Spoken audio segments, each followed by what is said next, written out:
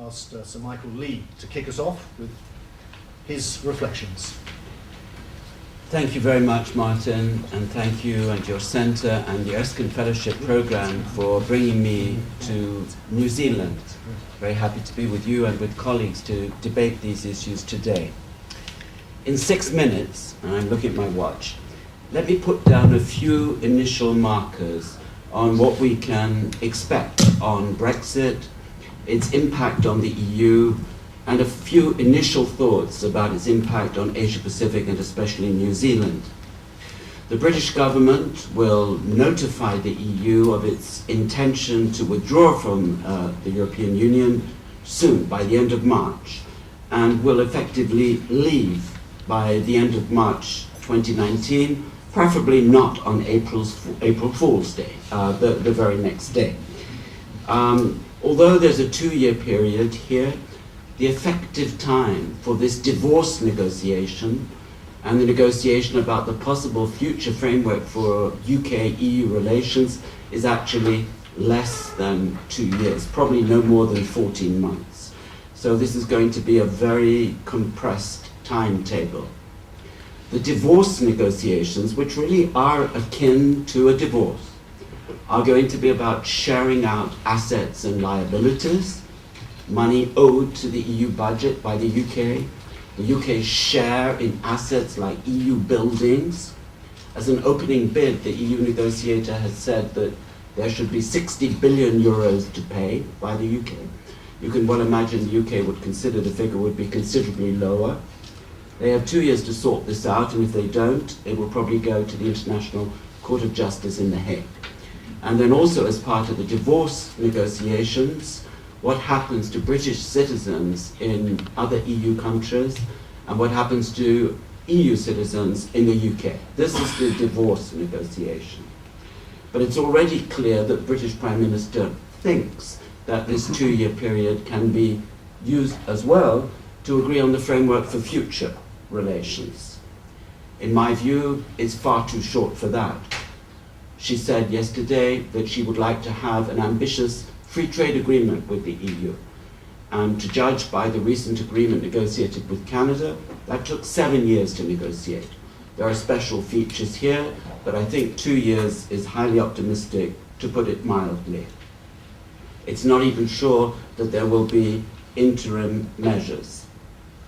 If not, then there will be a really hard Brexit, in which the UK leaves the European Union without a clear framework for future relations being in place.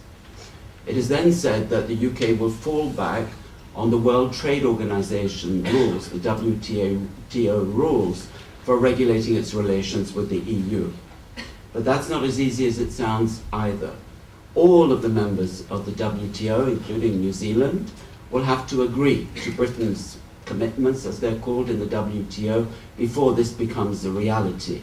And for example, the New Zealand negotiators are going to want to know what the future British scheme for supporting its agricultural sector will be, probably before they'll agree to this.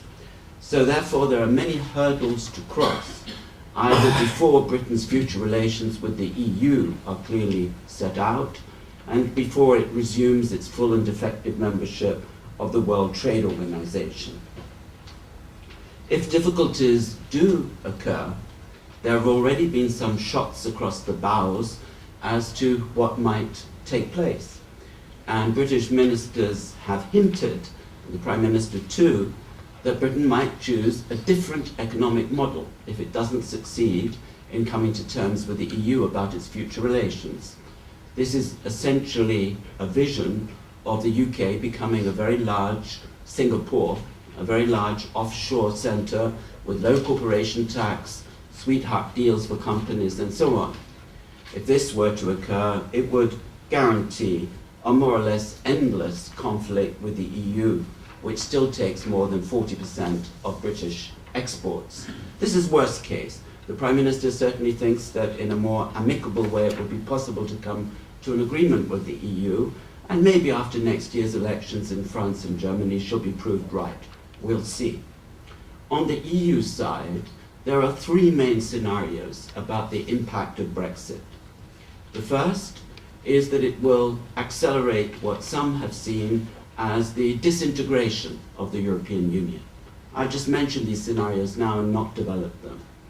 The second, more optimistic, is that without Britain weighing the EU down with its Euroscepticism, the EU will go through a process of reform and regeneration, new dynamism. And the third could be called consolidation, or in more familiar terms, muddling through. Needless to say, this third scenario is by far the most likely, although we can't rule out the risk of disintegration, particularly if in next year's election, starting in France, extreme anti-EU, xenophobic political leaders were to come to power, then all bets are off as to the consequences. I'm looking forward to hearing the views of colleagues and you here today about the impact of these developments on Asia-Pacific. My first short initial thoughts are that the EU's preoccupation with Brexit and its other internal crises dealing with the euro, migration, instability to the east and south, and other such issues may lead the EU in the future to be less active in Asia-Pacific at a time of increased regional rivalry here. A weakened and inward-looking EU, coupled with the Trump presidency in the United States, may add to the fraying of multilateralism. And multilateralism is a core interest and almost an identity question for New Zealand and other countries in Asia-Pacific. Under these circumstances, the EU is less likely to function as an effective counterweight to the US and China in this part of the world. As such developments are highly undesirable and I think would give cause for concern in this part of the world, I think there is a strong interest for countries here to do whatever they can to keep the EU engaged.